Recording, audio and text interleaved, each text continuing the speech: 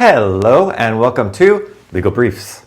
I've been asked a lot recently, hey lawyer, can I sue Robinhood or some other stock or crypto exchange because it halted trading? And me, aiming to please, I'm here to answer that question for you. And at the end of this video, you are going to understand the issues and also you will understand why Robinhood could be in big trouble. A long time ago, people would ask me, can I sue so-and-so? And I used to say to them, anyone can sue anyone. The question is whether you're going to win, ha ha ha. Thank God I soon realized that is a smart aleck answer because win is of course implicit in the question. Kids, make note, no one likes a smart aleck. Unless you're this guy, which is inconceivable. Anyone know the name of the movie, the actor's name? So last week, while Gamestop was being bumped up to crazy levels by a decentralized group of Redditors, Robinhood decided to stop all trading of GameStop, ostensibly because its broker couldn't fund the trades. Hundreds of thousands, maybe millions of potential traders were suddenly locked out from trading GameStop and could only watch as the price came falling down and they lost money. Now, it didn't take long for law firms to smell the blood in the water, and as I speak, which is just over, maybe a little bit over a week after this happened, there are already 30 class action lawsuits filed. Man, these trial lawyers are hardcore. That reminds me, on a brief aside, I did a video consult for a lady today who showed me a picture of her damaged luggage and asked if she could sue the airline. I told her she didn't have much of a case. In any case, back to the class actions, the question becomes, are these cases winners that are worth your time and effort to get involved with? Before I outlined this vlog today, I read a couple articles which said the lawsuits are probably not going to go anywhere. Here in this story that you're seeing, a law school professor opines that the lawsuits will not go anywhere because the Robinhood terms of use or user agreement states that Robinhood, quote, may at any time, in its sole discretion and without prior notice to me, prohibit or restrict my ability to trade securities, close quote. That's also the opinion I saw on YouTube from another cool legal vlog I watch sometimes, mainly because he has awesome hair, basically saying that the lawsuit fails because of the user agreement and arbitration clause. Well, I hate to be the bearer of bad news, but it's very likely that these lawsuits are going to be dead on arrival. And that is the opinion you might hear or read online, but not so fast. I think the legal commentators underestimate the ingenuity of us trial lawyers. Not only do I think Robinhood might lose, but it might be in big trouble. So let's take a look at the lawsuit against Robinhood and I'll explain why and how the lawyers try to get around these problems. And at the end, we'll talk about what the big problem is here for Robinhood. This lawsuit filed in New York is a fairly typical example, and I want you to take a look at paragraph 16 and 17 with me. Paragraph 16 states that Robinhood, quote, in order to slow the growth of GME, deprived their customers of the ability to use their service, abruptly, purposefully, willfully, and knowingly pulled GME from their app, close quote. Make note of the words purposefully and willfully, and then look at paragraph 17 where you get the bombshell allegation, quote, upon information and belief, Robinhood's actions were done purposefully and knowingly to manipulate the market for the benefit of people and financial institutions who are not Robinhood's customers. Now, upon information and belief is legalese for we heard and we're kind of speculating, but the allegation here in paragraph 17 is that Robinhood was essentially in cahoots with the hedge funds in order to save the hedge funds money at the expense of the regular user, which is where things really get interesting because the legal commentators are correct that the Robinhood user agreement is problematic, as is the arbitration agreement. But here now we have an allegation that takes us completely in a different direction, and here's what door it opens.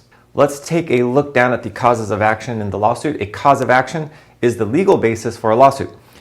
For example, you don't sue someone for a car accident, you sue them for negligence. So you have to tell the court the legal basis of the lawsuit.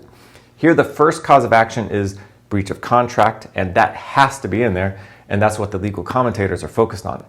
But to me, that's just a sideshow. Actually, we're going to go down past breach of implied covenant of good faith dealing, right past the count for negligence, which I'll just note is a good count in this lawsuit because it gets you outside of the contract and the user agreement again. But just a quick note, I was surprised they didn't allege gross negligence, which is just kind of saying that they're really, really negligent. But perhaps the lawyer didn't think he needed to go there because the real fight in this lawsuit is going to be the last cause of action, breach of fiduciary duty, sometimes breach of fiduciary duty. This is a strong cause of action, A breach of fiduciary duty cause of action alleges that the defendant had a special relationship of trust imposed on them. And here in paragraph 59, it's laid out, quote, as a provider of financial services, Robinhood at all times relevant herein was a fiduciary and owed plaintiffs the highest standard of integrity in performing its financial services, close quote. A fiduciary is different than a regular old person who enters into an arm's length contract. A fiduciary almost kind of has to watch out for the best interest of that other person, kind of like how a doctor has to watch out for you. So the count for breach of fiduciary duty also does something extremely important. It unlocks punitive damages, and this is the key. And in California, punitive damages for breach of fiduciary duty are codified in the Civil Code 3333. It's kind of interesting to remember that. And then it's also, I believe, in the New York statutes as well. So think of the damages in this case really fast. In a case against Robinhood, if you had bought $1,000 of Gamestop at the top and then were locked out of trading and 2 days later your Gamestop stock was only worth $250, what are your damages? That's right, $750. That's how much money you lost because you weren't able to sell. And that's what Robinhood might have to pay you for a breach of contract. But the concept of punitive damages are completely different than breach of contract damages. Punitive damages are intended to punish the defendant, and they're basically reserved for the more egregious torts. So look down at the prayer for relief, and what do you see? The legal bombshell is right in there in the form of request number 5, which is the request for punitive damages for willful, wanton, and reckless behavior. Anyone remember the lawsuit against McDonald's 10, 20 years ago where the lady spilled coffee on her lap and got $3 million? The actual medical bills and pain and suffering awarded by the jury in that case were only like $100,000.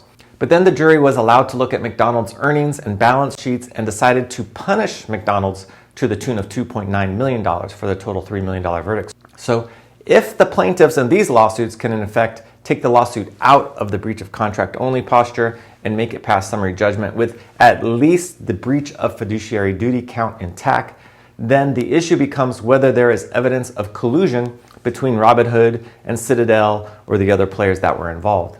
Now, I can't go into that too much at this vlog, but the article points out some interesting relationships between Robinhood, Citadel, the hedge fund, Melvin Capital, Point 72, all very interesting connections that make you go, But again, do not worry, brave citizens. Our Treasury Secretary is on top of it and will protect you from these big hedge fund players. Oh, crap. Wait a minute. In any case, back to our lawsuit, you can see maybe where the plaintiff lawyers are taking this. If Robinhood failed its fiduciary duty to work for the best interest of traders and to watch out for them, then punitive damages allow the traders in the class actions to ask Robinhood a couple questions. One, Robin, how much money is the company worth? How exactly does Robinhood, Citadel, etc. make money of all these trades, and what's the relation? And finally, and most importantly, the plaintiffs get to ask a jury, how much money would this multi-billion-dollar company have to pay to punish them for their conduct? How much money coming out of their bank account would get their attention and make sure that they never do this again? That is the billion-dollar question, and that is what this lawsuit is all about. Make no doubt about it. So, can you sue Robinhood? Yes. Do I think the lawsuit will succeed? I qualify my answer with a probably, but come on, we're not children here, right? Does anyone really think Robinhood was watching out for John Smith and his $1,000 investment?